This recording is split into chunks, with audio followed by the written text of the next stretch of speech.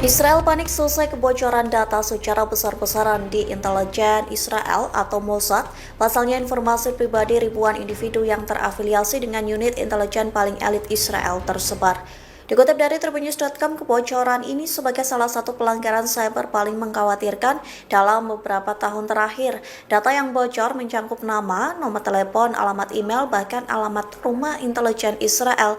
Adapun kelompok peretas berhasil mengobrak-abrik unit 8200 dan unit 81 Israel.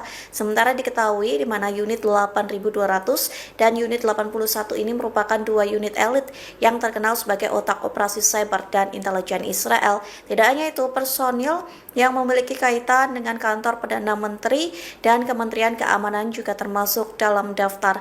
Para analis memperingatkan bahwa data tersebut bisa dimanfaatkan untuk ancaman fisik dan digital terhadap individu yang terlibat. Kelompok peretas yang dikenal sebagai Handala Hack yang disebut-sebut berafiliasi dengan Iran diklaim bertanggung jawab atas serangan tersebut. Mereka diketahui telah melancarkan lebih dari 20 operasi peretasan sejak perang di Gaza kembali memanas.